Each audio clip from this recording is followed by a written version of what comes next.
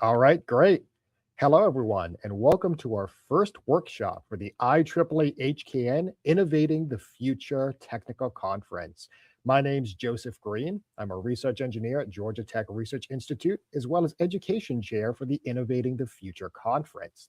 I'm very excited to be able to work with our speaker, who will be brought up momentarily, Hoya Kirksisi here, to bring you our first workshop exploring the art of crafting a compelling abstract. The goal of this workshop is to really demystify what it means to go through and convert your research project into what is essentially an academic sales pitch, and use that as motivation to help you prepare for our submissions to our upcoming technical workshop, Innovating the Future. Since this is our first workshop in the Innovating the Future workshop series, I want to take a couple minutes up front here just to discuss that technical workshop in detail a little bit more and set the stage and the context for the rest of our series where this workshop lies. First, to dive into it, what is Innovating the Future? We're excited to announce that Innovating the Future is IEEE-HKN's first technical conference and is dedicated to showcasing the pioneering work conducted by our IEEE student members throughout the entire world. The scope of this conference is to primarily engage our IEEE-HKN student members globally, but is also open to IEEE student members across the continental United States in accredited institutions. The scope of this program is not just to provide a avenue to be able to publish, but to provide a full guided and educational experience to help our student members emerge as technical leaders and learn how to navigate the landscape of academia, especially when it comes to communication and the review process. To support this, Innovating the Future is a two-stage structure. In phase one, which is the upcoming phase, which has a deadline on April 15th, which we'll talk about in the preceding slides. Students will be submitting a two-page extended abstracts, and the abstracts will be reviewed, and accepted students will be assigned an IEEE mentor to help them convert that into a full-fledged product or paper for the second stage, where we take those final papers, peer review them, allow for revisions, then select the top of those manuscripts to present live at the Innovating the Future conference on November 6, 2026 in Dallas, Texas. One of the aspects to keep in mind is this is in conjunction with IEEE Explore, so those accepted manuscripts will be reflected and published in IEEE Explore as well. When it comes to phase one, which again is the upcoming first phase of this program due April 15th, the objective is to have you, our audience here, and our student members write a two-page extended abstract on your original work. These abstracts will be reviewed for thematic alignment and clarity of the manuscript, and a subset of those abstracts will be accepted and paired to mentors within this mentoring program to further refine them towards that full paper push. Now, the goal of going about the technical conference in this fashion is again to provide feedback at every stage.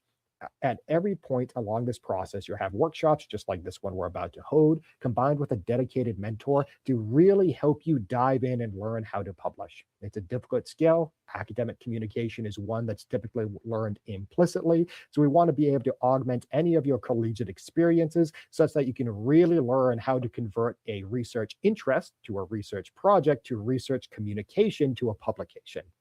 Mentors are going to be IEEE professional members who are going to be accepted based off of the technical and publishing experience and are going to be assigned to you, the accepted mentees, based off of the technical relevance to those accepted two-page extended abstracts for developing a mentoring connection over the course of a 3-month paper development cycle, which will include everything from writing to submission to revision to peer review. Phase two is when you, the students, after accepting the refinement, go through and submit a full 5 to 6 page full paper formatted to IEEE conference standards. These papers are peer reviewed while you retain your mentors for supporting revisions, and the top 25 papers will be accepted for presentation at the Innovating the Future conference. Student presentations will occur on November 6, 2026, and it will be held in conjunction to the IEEE-HKN Yearly Student Leadership Conference this year in Dallas, Texas. When it comes to the scope of this conference, overall, we do encourage submissions throughout the IEEE fields of interest. In particular, Innovates the Future have identified the core disciplines we will be specifically inviting to computing, computer science, and electrical engineering, with extended disciplines within biomedical engineering, mechatronics, photonics, telecommunications, power systems, embedded systems, and intelligent transport design. And we are focusing on specifically emerging and transformative technologies, including but not limited to artificial intelligence, quantum computing, cybersecurity, sustainable energy, robotics, edge and cloud computing, advanced communication, and more. Well, we're adding some specificity here, and this is typically where we're going to be building out our mentor base from. If you do not fall into one of these explicit categories, but are still within IEEE fields of interest, please definitely feel encouraged to apply. In terms of the conference and workshop timeline, these are the key dates to keep in mind. As I mentioned, this workshop is the first of an entire workshop series to act as guide points throughout the course of this entire process to give you new skills in conjunction with their associated deadlines. So next month, we have our extended abstracts due, so we're going to talk about abstracts now. In about 2 months, we're going to have another workshop on identifying success. How do you know when your project is mature enough to publish? Our third workshop, which is going to be held between when your mentors are assigned and the due dates of the final papers, is going to be the mechanics of writing a technical paper. Workshop 4, which would take place around the same time frame that you'll be hearing back about final decision or about renewals, is going to be dealing and surviving the review process. And then finally, after the acceptance period, our final workshop is going to be discussing about converting a paper to a compelling conference talk. Now, I put some dates for those workshops up here, but keep in mind that it's going to be subject to change based off of speaker availability. So use them as a rough guide point, but if you're not already subscribed to our IEEE-HKN social media channels, please, please, please, I encourage you, sign up on LinkedIn, Twitter, Instagram, etc., and make sure you're getting our information about when exactly these workshops are going to be held. The rest of the deadlines for the Innovating the Future conference, you can see interspersed in there. If you have any questions about these deadlines and how they relate, I encourage you to reach out to info@hkn.org at any point. If you're not a student, don't worry, we still want you to engage. While this conference is for submissions oriented towards student members, we still need professional engagement to succeed. In particular, if you're interested in impacting the next generation of technology leaders, there's 2 key ways you can engage and help out this conference.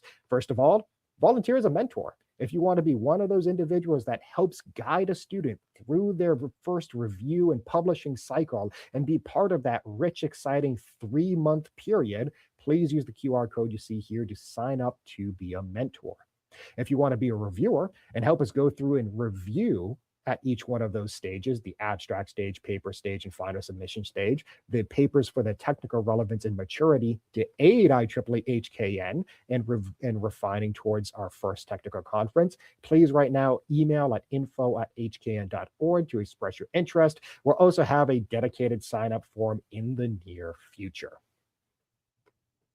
A couple of disclaimers. These are just aspects to keep in mind. For any student interested in submitting, acceptance into phase 1 does not necessarily mean acceptance into Innovating the Future. Ultimately, this is meant to be a fair process where papers are reviewed by unbiased third parties to allow and work towards our identified top manuscripts. In addition, because this will be ultimately published in IEEE Explore, those standards apply, especially in terms when it comes to the use of AI for writing and plagiarism.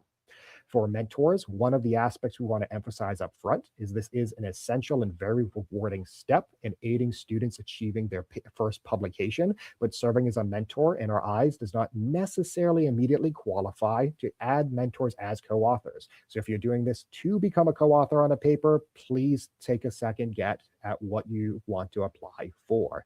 The right for assigning co-authorship is is totally at the discretion of the author and is typically reserved for those that make significant technical impact or guidance over the life cycle of a paper. And for reviewers, keep in mind that this is going to be subject to the standards and ethical principles of IEEE. So that means confidentiality, privacy, and conflict of interest do apply and will be upheld throughout the course of innovating the future. With those aside, I now want to take a step back and open up our first workshop. I am thrilled to be able to bring onto stage with me Dr. Julia Kargisi. Dr. Kargisi is an IEEE Fellow as well as a professor and chair of the EC department at the University of South Alabama and currently the president of the IEEE Transportation Electrification Council. Dr. Karsisi has not only been a tremendous proponent of HKN, being one of our first guests and hosts, for example, for our IEEE-HKN Grad Lab series, but just an incredible presence within IEEE over the years, serving in many roles and mentoring many students along the way. So I'm thrilled to invite her onto stage and engage in our three-part series, which is going to be the art of crafting a compelling abstract. Welcome, Dr. Karsisi.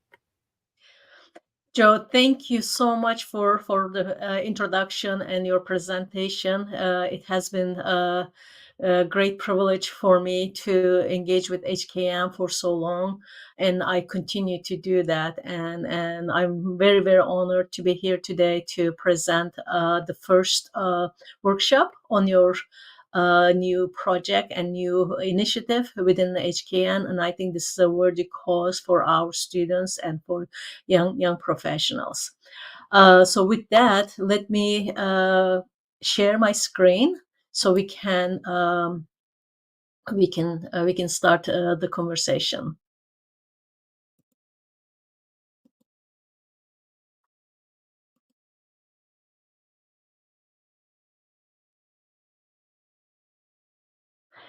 I hope you all can see my slides. All right, great. Well, Joe introduced me to you all. I have been in academia over 3 decades, and I recently retired from academia. However, I have not stopped being an active researcher and active contributor to engineering profession. As Joe mentioned, I am the current president of the Transportation Electrification Council of IEEE, and this is a very new council within IEEE, and I'm very, very happy to continue that work. And of course, I also help with the Bridge magazine as being a member of the editorial board. So I hope you get a chance to read that magazine. It's an extremely well crafted magazine and has a lot of information for you guys. So today, and I am going to talk about abstract in general, how to prepare your abstract. But before I get to that, I thought maybe I just give you a component of technical paper. What's a technical paper? Of course, it follows the standard structure of designing and talking about a specific problem and broad solutions and broader implication to technology. It has to have a title. It captures the essence of the work. And it also has to have author information and the affiliation of the author. And the abstract, it's a small summary of the work and introduction. It sets the stage, describing the problem's importance, provides high-level background, and states the research questions of paper's objective. And then methodology and technical approach, how you solve this particular problem, and description of the process, description of the algorithms that are used and experiments used, and other relevant information that others can replicate your results to validate your results, because eventually this is going to be a peer-reviewed piece of work. And of course, the results needs to be clearly presented, and then you have to have sort of tables, data, graphs, and and that you will make conclusions from those results and display your findings and come up with the solution. So this either you have conclusions or summary, and that reiterates the main findings and may suggest future research directions, and also you will have to have the citations for that work that is relevant to your particular work and what others have done, and in relation to your improvements or your addition to the existing knowledge in the literature. So there are some other sections as well, acknowledgments or your funding organizations information. Those also goes in there. So I guess my animation is not working. Let's see. Yeah, it's not. Uh, so today we are going to talk about abstract, and that is the really specifically what we will be using. So when I was preparing this presentation to you, and I said, well, does anyone know and prepare to write their first publications? Probably not. And we all write, right? We all have school projects. We all have some sort of, you write a letter to your friends and you write a small text to some other places, but you really don't have specific instructions in school about how to write a technical paper. That's really the reason why we are doing here at HKN, because in engineering fields, soft skills are very poorly presented, and not many people are prepared for these type of soft skills, which is technical writing, presentation, talking in front of people, and preparing presentations and things like that. So what do people do? As undergraduate students, I'm sure many of you are asked to do class projects. And for those class projects, you're asked to do reports, right? And without maybe not much background information how to prepare it, maybe your professors give you some guidance on that particular project. Then, if you're a graduate student, you start writing your thesis, dissertation. You don't even think about how you're going to write. Although in the past, I have graduate students, even before they have done their research, they would come to me and say, oh, this is going to be my thesis, and I'm going to fill in these things. No, it doesn't really work that way. So, and then eventually you will become a professional and you will start writing conference papers or journal papers and some other reports, technical reports to your sponsors. And those are all have the commonality of writing a technical article. So not many people are prepared, and your first publication probably is the one that prepares you for that. From my experience when I was in, my undergraduate and master's degrees were not from an institution in the United States, and we really didn't go through these type of rigorous presentation or writing projects or reports type of program, but it was strictly engineering and science. We did do projects, but we had the outlines to fill in the gaps in there. So when I was in graduate school here doing my PhD, my advisors as well. So now you're ready to write your paper. So I need you to write me. I need you to bring me a draft of your paper, first paper. So remember, this is over 3 decades ago. Computers were not tools to type any of these things. In fact, my dissertation was typed by a typewriter, by a secretary. So I did write my first paper by hand, and that was only 2 page. So that was not, my advisor had seen this one and says, he said, Julia, this is not even an abstract. So then we started that. So don't think that because you don't know, you're behind, you're not. So that's why we're doing these preparations. So not everybody knows how to prepare their first paper. So When people talk about abstracts, and I googled the word abstract, first thing came up was this beautiful picture, abstract picture. That's not really what we're talking about. We're really talking about a a self-contained, concise description of research paper, thesis, or report, typically about 150, 250 words, which is really a paragraph detailing the study's purpose, methods, key findings, and conclusions. So it is really hard to put all that in one paragraph. It is true, it's hard, but it is doable. And I know at some point in my life somebody said, well, you can really summarize your life in one sentence. Probably not. But abstract really should address why you're doing this and how you're doing this and what you are doing, what tools you're using, and when you are doing this. So, those are kind of the questions that you really need to be answering.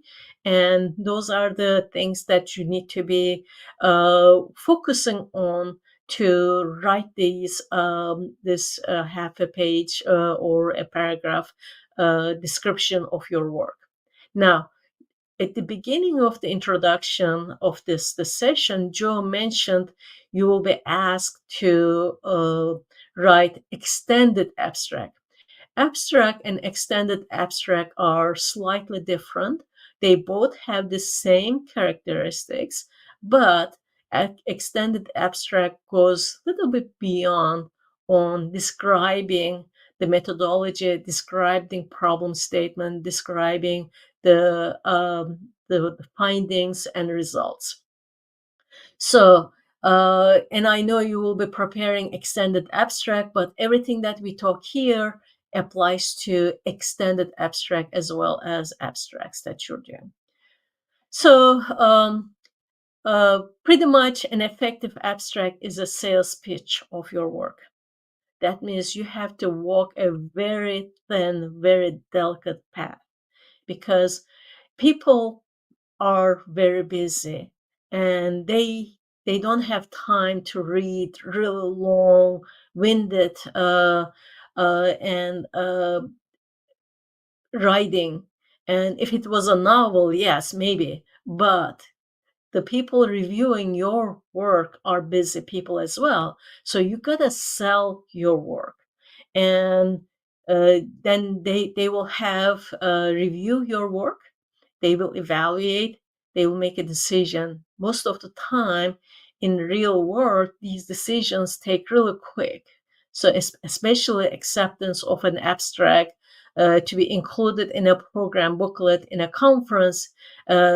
The reviewers don't spend more than 5-10 minutes to read that and make a decision. So that's why it's a sales pitch of your work. It's important. So make a great first impression and focus on clear, simple language. And I know some cultures really like to use very sophisticated, very detailed, and long winded sentences. I'm Turkish, so I know Turkish language has that characteristics. And I have to be very, very careful when I write things because I end up writing 3-4 sentences for something that I could probably explain it with one sentence. So you need to think about all that. You need to focus on being clear and using simple language. Be prepared for a rigorous review process. That means that others will read your work and they will make a decision on that. Sometimes in real world, multiple revisions are needed, especially at the paper stage. If the reviewer thinks that your work is really important, has groundbreaking findings, but it is not presented, they will keep insisting on you to make multiple revisions. So save them from that pain. That try to be more precise and more clear and explain what you're doing in a more straightforward and clear manner. So What are the key characteristics of an abstract? And that is standalone function, and it has to be on its own. And people who are not reading the rest of the text can understand what you have done. And if they are interested, they're going to read the rest of the text. So a reader should grasp the entire study without reading the full paper. If they get interested, they will read it. Self-contained, it should be understood by its own, even if you didn't have access to the full paper. Sometimes full papers are behind the paywalls of the publishers, and you only get to know the abstract. So if the reader just reads that abstract and doesn't understand anything, they're just going to move on to the next article, next abstract. So you want it to be self-contained and attractive, and the author will want, the reader will want to read the rest of the paper. And descriptive and innovative. So it needs to be uh, summarize the content without providing a critique of or review. So many papers will have in introduction is the argument, or it's a debate between your work and what others have done. That is really the critique of others and critique of the review of other work in relation to you. So you don't want to put that in the abstract. It belongs in the introduction section of your paper, but you want to include description of what you have done and give information to the readers. And then finally, it has to be accurate, meaning that it must reflect only what is in the main text. You can be specific on the findings. You cannot just say, well, the results will be discussed, and well, I'm not really interested if you don't give me a little bit hint about what those results are. So you need to be able to tell accurately what is to expect and what are the results, right? So the next one is, now we're talking about abstract. Many students think about abstract, you write the abstract and then you do the research. Usually it doesn't work. In real world, it doesn't work that way. You may have an outline of what you are going to do and you call this one an abstract. But at the end of the day, what comes first? Abstract, idea, or research? Really, the idea comes first. You have an idea, you just put it down on your notebook and says, well, I really want to study this topic. And then you do the research. And then once your research gets to a point of maturity, you have results, then you write your abstract. While you're writing your abstract and submitting your work for review, for abstract to be reviewed, then you kind of brush over your research, your findings, and your introduction, and you fill the rest of the paper, and then you present it. So you cannot just say, oh, I want to write an abstract. What if your results didn't match your abstract once you submit your abstract, right? So that's why I say what comes first? First, the idea, then the research, then abstract, and then the paper. So you have to have context, background, why the study was done, methodology, we talked about that, how the research was conducted, and then findings, that those are the main results, and then significance, why the research is important to this field.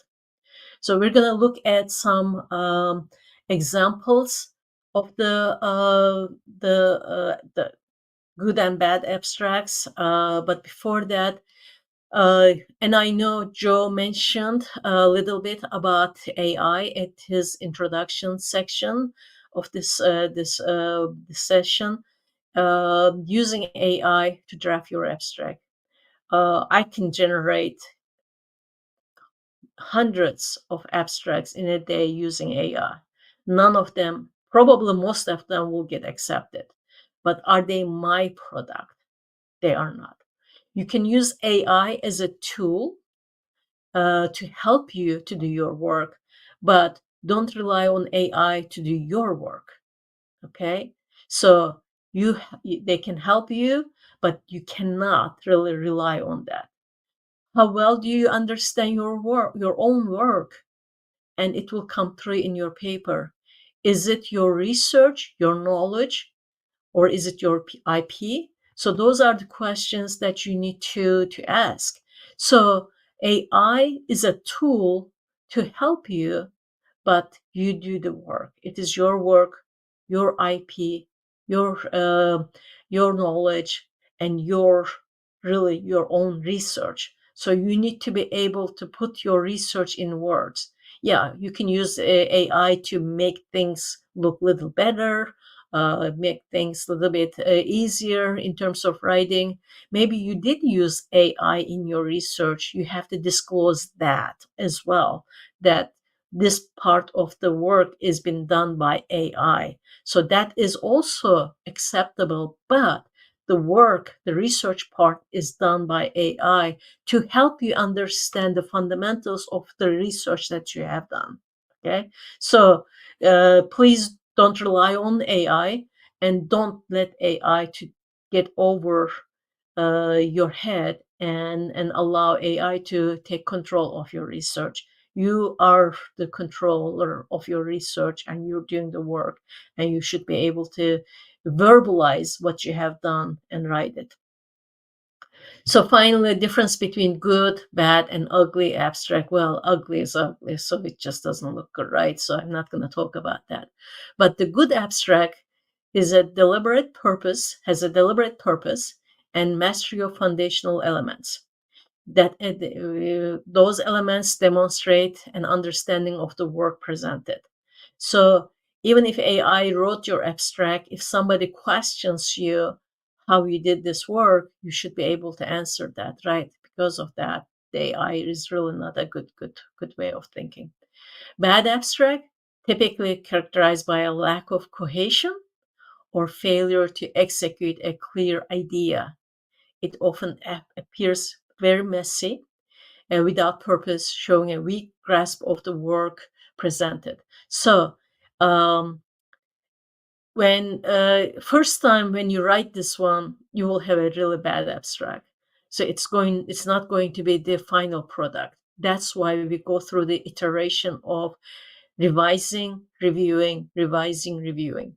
I normally do this with my students, and I just tell them, write down whatever you're thinking about your research. They come and we sit down and talk about, and we analyze and critique every sentence that is on that abstract or on that technical writing, and then decide on if it is necessary, if it is valued, and if it is really the true findings. So doing this iterative way and refining continuously, we finally get to a point and we both are happy. The student's happy and I'm happy, and as a mentor.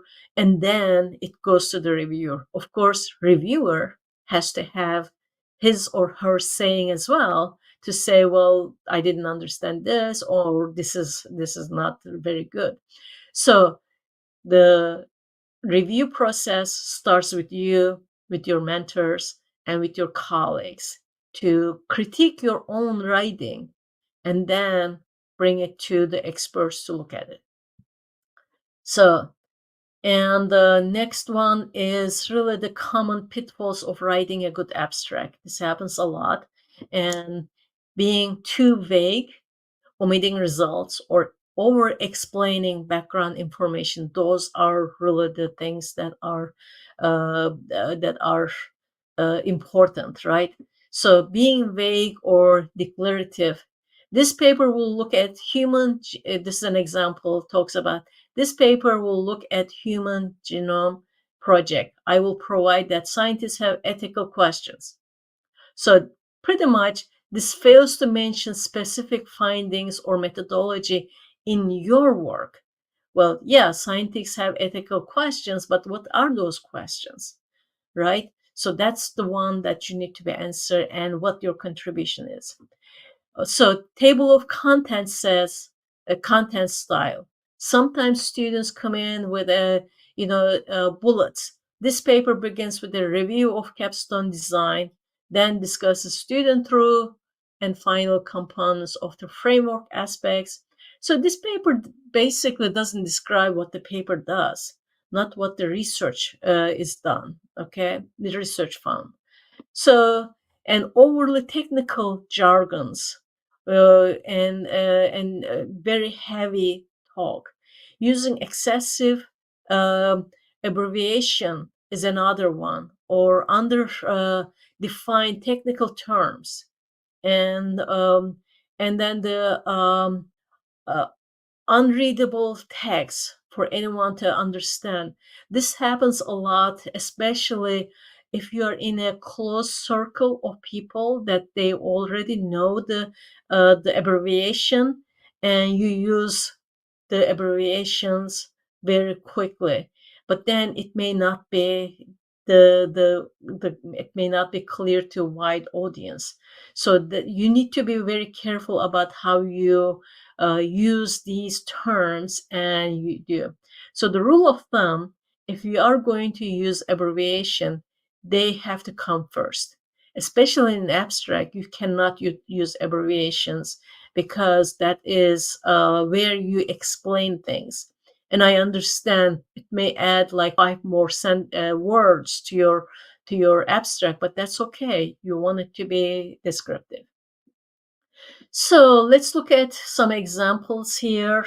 Then we can talk about the other stuff.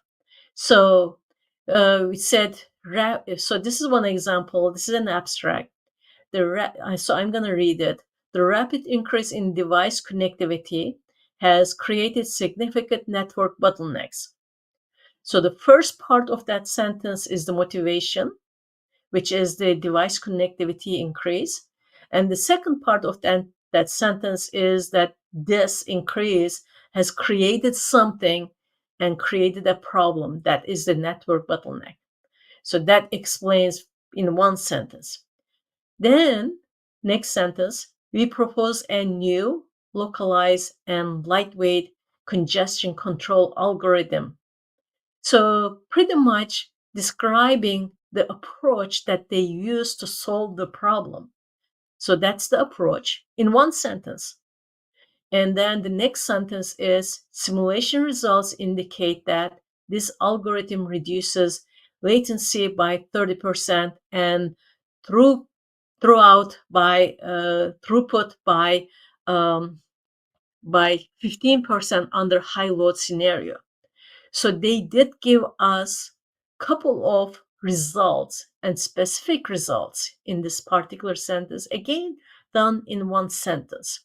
And then the next sentence is consequently, this method offers a viable, energy efficient solution for Internet of Things architecture. So IoT is known pretty much publicly by anybody. But even though it is known, they didn't use IoT immediately. They did use Internet of Things and then put the abbreviation in parentheses. Second point on this sentence is pretty much as a result of our findings, we found these things. So it is really the conclusion. So in four sentences, and all of the components of writing an abstract is presented. So that's very clear, very concise, very direct and clear way of presenting an abstract, right? So of the research work. So as a reader, so I'm intrigued now. So I know there is a device connectivity problem. Wow, I didn't know this. Maybe I should read it. And then tells me that there is a simulation. Oh, my students are doing similar simulation. I wonder what type of simulations they do and how does it differ from what we do. So I'm now interested. I'm going to go and read that paper. And I understand directly what it is. So that is really what you want to strive for and look at. So this is another example. I'm going to let all of you to read, and then we're going to critique this in a minute.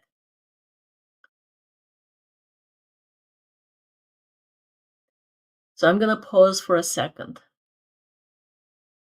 So if I read it, this paper presents and assesses a framework for an engineering capstone design problem. We explain how student preparation, project selection, and instructor mentorship are the three key elements that must be addressed before the capstone experience is ready for the students. Next, we describe a way to administer and execute the capstone design experience, including design workshops and lead engineers. We describe the importance in assessing the capstone design experience and report recent assessment results of our framework. We comment specifically on what students thought were the most important aspects of their experience in engineering capstone design and provide quantitative insight into what parts of the framework are most important.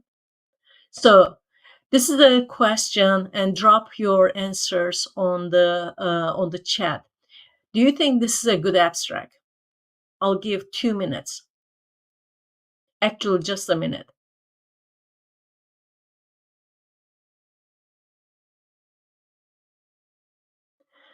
Okay, while you're writing your response, let me go to the next slide. So the question is this a good or bad abstract? It is summary, it's concise, and it's 110 words. It is within the range. We said 150 to 250 words, and it needs to describe a problem, but it's really not a good abstract, okay? So why?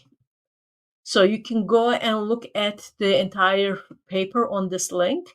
This abstract really begins well with a concise statement of the objectives of the paper. And then it goes sideways. It wanders from a good technical writing style to not good writing style. For example, the abstract is written in the first person. Usually, not many people tells you directly. Usually, the technical papers are written in second person view. So we explain, we discuss, we comment. These are first person. So it was explained, it was discussed, and the conclusions were. So those are the terms that needs to be used. So the next critique is no results are presented. There's a lot of promise, and it says we will explain, we will describe, but this is really the example of poorly written abstract that describes only the organization of the paper. Okay, so that's really not abstract is. Abstract needs to give some results as well. For example, it says, next we describe. And instead, the abstract should summarize the actual results and how they were obtained.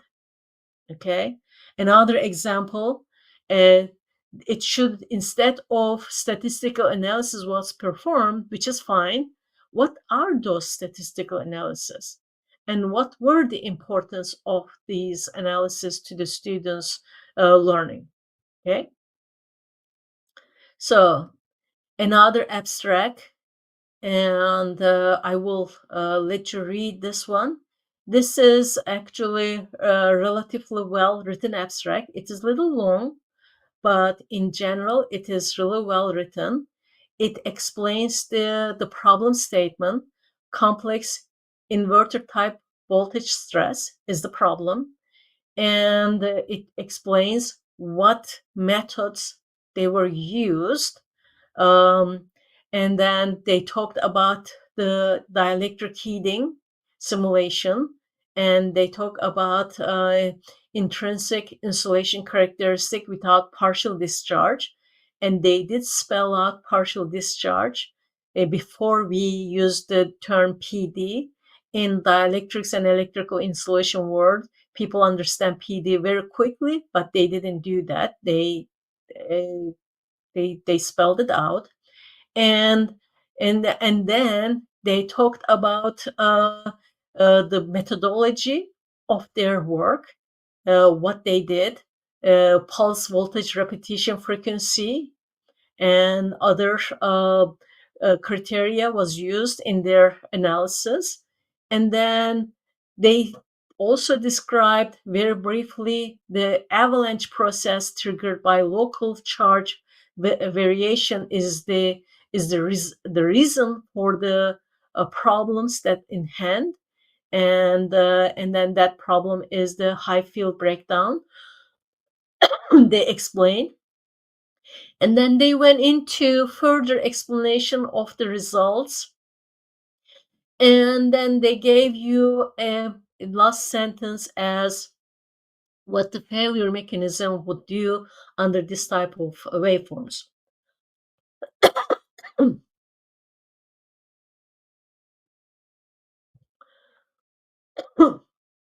It's the next one. This one is an average abstract.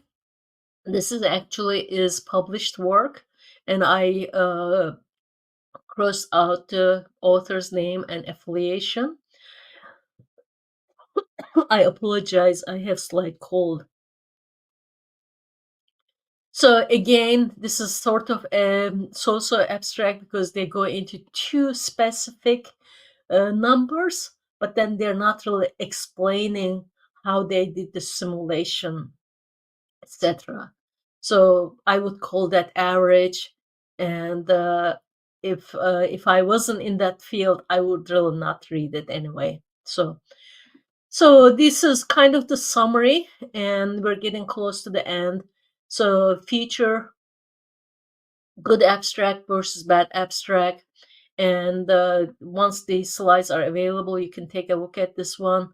But most importantly, as a final words, your abstract should be the last thing that you write before the full before writing the full paper. Most people have their full paper in a draft form, and then from that they write the abstract. Once you get very proficient, you can write your abstract before writing your full paper, but full paper usually is written in draft form, and then you write the abstract. Meaning full paper is really your research results and conclusions. You need to be very specific. Instead of saying results are discussed, state the key results and avoid references. This is not many times, not many people tell you. Sometimes the students really do put references to their abstracts. Abstracts don't contain any references, don't contain any citations, don't contain any figures or tables. Now, I want to make one distinction here. That is, when you write extended abstract, that extended abstract will have all the components that we have discussed right here, but you also may have to include references and maybe one table or one figure that is very crucial and critical for that abstract, but that is all, because that's called extended abstract. It is between a paper and an abstract. So you may have to have one figure or one table. You may have to have a couple of references, not more than 2 or 3, because that's kind of important in the extended abstracts. So, and with that, I am ready for questions and comments and conversation. And I think I am going to stop sharing my screen so I can get to see you and read the comments. All right, fantastic. Thank you so much, Julia. As always, it was a very informative seminar. I think all of us took away a lot of really good lessons we can immediately convert into our extended abstract. Taking a look at the Q&A, we have a question unrelated to the talk asking about a certificate for this webinar. We don't have one prepped for this one, but we can put that as a point of discussion for future ones. To get the dialogue started, and I definitely suggest the audience to put their comments in or the questions either in the chat or the Q&A section. One of the things I struggle most about when I go to start writing a new paper is taking all the great, research ideas and results and everything like that that you have and really tailoring down that dialogue to a specific community. Because even when you're considering your journal, you might have a great simulation, you might have an interesting, experiment or tabletop result, or you might have a very key underexplored novel finding. And different journals and different communities weight those contributions differently. So, how do you kind of decide what that key X factor is to start tailoring down your narrative to a specific journal and actual application? Wow, that's a very good question. Um, it is it comes with intuition, Mhm. and it comes with where your references come from. So Okay. when you write this article, you will be looking at people's work. So where are those articles coming from to help you to formulate your problem? Where are they published? That's the first thing that you look at it. Second, if I write an article on dielectrics and electrical insulation, specifically looking at dielectric materials, do I want that to go into Power and Energy Society's journals, right? Yep. Or do I send that in the materials research? Now, Okay. Sure. both of them deals with electricity, insulation, and breakdown. Now, your work may specifically, let's say, if I am looking at dielectric materials properties under electric field stress, then I should be looking at the materials science or materials engineering type of journals. If I am looking at this particular material, how it is applied in industry in power systems, then it should go into the power systems. So where is the use case? Okay. That's the second distinction. Where Mhm. is the use case? Who will benefit from the knowledge that I'm presenting here? What knowledge I'm presenting? Am I presenting the application in power systems, or I'm presenting fundamentals of the material? So when you write your abstract, you specify that. So that's the second way of doing it. And I review a lot of, I screen a lot of articles for an IEEE journal, and I look at great work and using AI as tool in applications. And obviously they send it to the wrong journal because the applications are in biomedical applications, strictly looking using a known and well-defined and crafted AI tool to look at the data from medical sciences to make conclusions about the diseases. Engineers are not going to be interested in that, right? So medical scientists will be interested in that because they're not building AI. Engineers build AI, but they're not building AI. They're using so that's a wrong journal that they send it. So those type of articles do get uh, rejected immediately because of scope.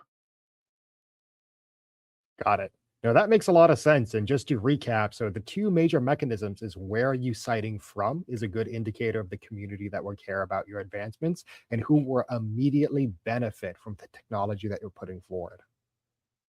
Yes. All right. I appreciate that. We have a question in the chat here from Chris Yu. How much time do you suggest investing in the refinement process? So let's say you go through, you develop your first round of abstract outline, etc. How much time do you take to really think out what you've laid down before you start diving in and getting into the writing? Uh, well, in my opinion, nowadays there are prolific authors. They can write 10, 15, sometimes 20 articles a year. In my opinion, if you're writing one article per month, you're not doing that. You're doing someone else is doing, your name appears on that. To Yes, me, life cycle of an article is from research to completion is about between, if you're a really, really good researcher, you focused on it, between 6 months to a year got it. for one article to mature. So now you could be in a group that you're collaborating, can produce more. So once you started research from start for any students, it takes them to get to the maturity of writing their first conference paper in my 30 plus years of academia is about 2 years.